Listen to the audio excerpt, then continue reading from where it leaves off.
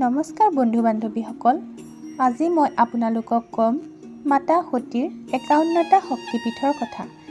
ই কোন কোন ঠাইত অৱস্থিত আৰু কি কি নামেৰে জনাজাত। তাৰ আগতে যদি আপুনি আমাৰ চেনেলটো ছাবস্ক্ৰাইব কৰা নাই তেনেহ'লে চেনেলটো ছাবস্ক্ৰাইব কৰিব, যাতে এনেধৰণৰ ভিডিঅ' পুনৰ পাব পাৰে। আৰু লগতে ভিডিঅ'টো লাইক, শ্বেয়াৰ আৰু কমেণ্ট কৰিবলৈ নাপাহৰিব। মাতা সতী ভগৱান শিৱৰ পত্নী হোৱাৰ লগতে দক্ষ ৰজাৰ জীয়ৰী আছিল। দক্ষ ৰজা আছিল ব্ৰহ্মাৰ পুত্ৰ, যিয়ে ভগৱান শিৱক বেয়া পাইছিল। কিন্তু তেওঁৰ জীয়ৰী হৈও মাতা সতীয়ে ভগৱান শিৱৰ প্ৰেমত পৰিল আৰু পিতৃৰ বিৰুদ্ধে গৈ ভগৱান শিৱৰ লগত বিবাহ পাশত আবদ্ধ হ'ল। তেতিয়াৰ পৰাই শিৱৰ নাম হ'ল মহাদেৱ।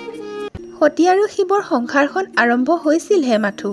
তেনেতে দক্ষ ৰজাই নিজৰ গৃহত এখন ডাঙৰ যজ্ঞ পাতিলে, য'ত ৰজাই সমস্ত দেৱীৰ দেৱতাকে আৰম্ভ কৰি পালি পহৰীয়ালৈকে নিমন্ত্ৰণ কৰিলে। সকলো জী জোৱাই মিতিৰ কুটুম কোনো বাদ নপৰিল।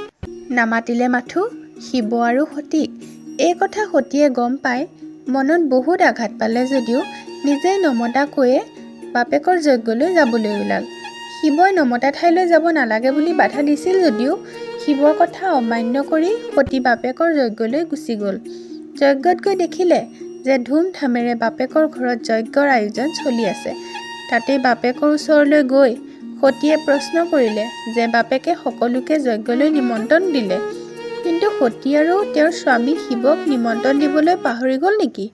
তেতিয়া দক্ষ ৰজাই সতীৰ লগতে শিৱকো বহুত অপমান কৰিলে। নিজৰ পিতৃৰ মুখত নিজৰ স্বামীৰ কথা ইমান অপমান শুনি সহ্য কৰিব নোৱাৰি খঙত অগ্নিশৰ্মা হৈ যজ্ঞৰ জুইতেই নিজকে পুৰি ছাৰখাৰ কৰি দিলে। তেতিয়া ধ্যানত সকলো গম পাই থকা শিৱই খঙত অগ্নিশৰ্মা হৈ দক্ষ ৰজাৰ ঘৰ পালেগৈ। তাতেই মাটিত ঢলি পৰি থকা সতীৰ আধা পোৰা দেহাটো লৈ পগলাৰ দৰে বিশ্ব ব্ৰহ্মাণ্ড ঘূৰি ফুৰিবলৈ ধৰিলে। উপায়হীন হৈ জগতৰ ঈশ্বৰৰ এনে ৰূপ দেখি ভগৱান বিষ্ণুৱে সহ্য কৰিব নোৱাৰি সুদৰ্শন চক্ৰেৰে শিৱৰ কোলাত লৈ থকা সতীৰ দেহাটো, যিটো নেকি গেলি পচি গৈছিল, সেই দেহাটো সুদৰ্শন চক্ৰেৰে কাটি পেলালে। দেহাটো ৫১টা ভাগত ভাগ হ'ল আৰু পৃথিৱীৰ বিভিন্ন ঠাইত সেই দেহাৰ অংশ পৰিল। সেই দেহৰ অংশ য'তেই পৰে তাতেই শক্তিপীঠ হয়। কালিকা পুৰাণত শক্তিপীঠৰ সংখ্যা ২৬টা, শিৱচৰিতত শক্তিপীঠৰ সংখ্যা ৫১টা, মাৰ্কণ্ডেয় পুৰাণত শক্তিপীঠৰ সংখ্যা ৫২টা, ভাৰতত শক্তিপীঠৰ সংখ্যা ১০৮টা।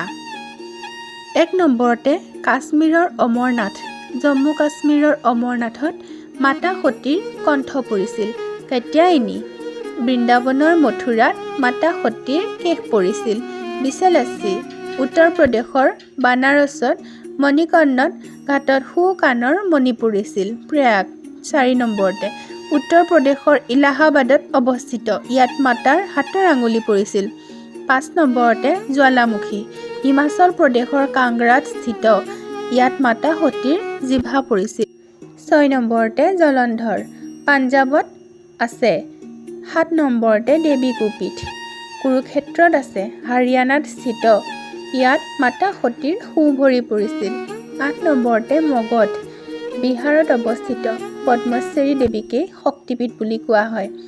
৯ নম্বৰতে মানস শক্তিপীঠ, তিব্বতৰ মানসৰোবৰত স্থিত, ইয়াত মাতা সতীৰ বাওঁ হাত পৰিছিল।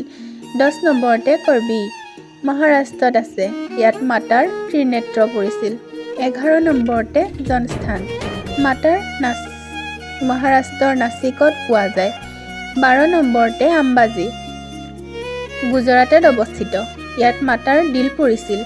মণিবন্ধ, ৰাজস্থানৰ পাঁচগ্ৰহত আছে, ইয়াত গায়ত্ৰী মন্ত্ৰ নামেৰেও জনা যায়।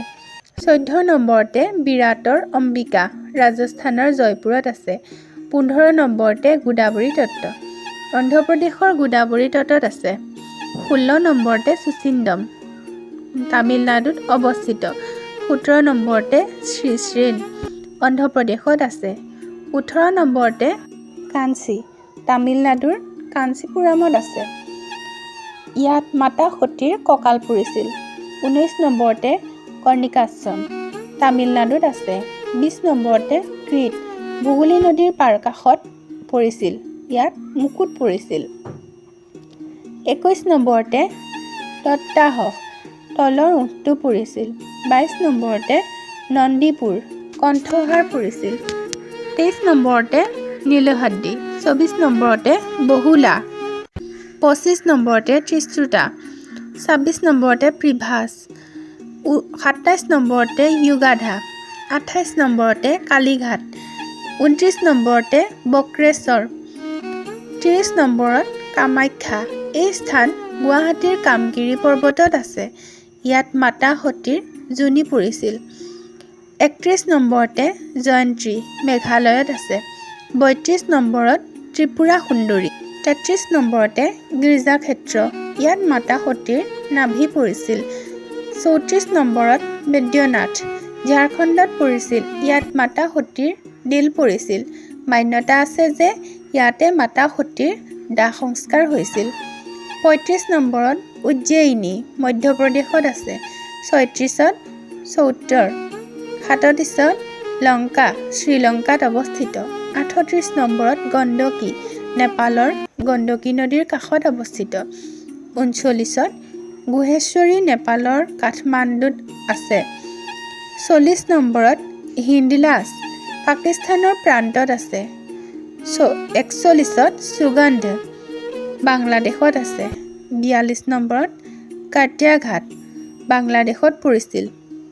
43তে চেত্যল। 44ত য়শৰ।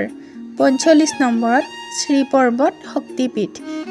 46 নম্বৰত পঞ্চসাগৰ শক্তিপীঠ। 47 নম্বৰত ভৈৰৱ শক্তিপীঠ। 48 নম্বৰত মিথিলা শক্তিপীঠ নেপালৰ জনকপুৰত আছে। 49 নম্বৰত ৰত্নাৱলী শক্তিপীঠ। 50 নম্বৰত কালমাধৱ শক্তিপীঠ। 51 নম্বৰত ৰামগিৰি শক্তিপীঠ। বন্ধুসকল, মই আপোনালোকৰ ওচৰত ক্ষমা বিচাৰিছোঁ কাৰণ মই সকলো শক্তিপীঠৰ বিষয়ে সম্পূৰ্ণৰূপে আপোনালোকৰ আগত জনাব পৰা নাই। বন্ধুসকল, আপোনালোকৰতো এই 51টা শক্তিপীঠৰ বিষয়ে গম পালেই।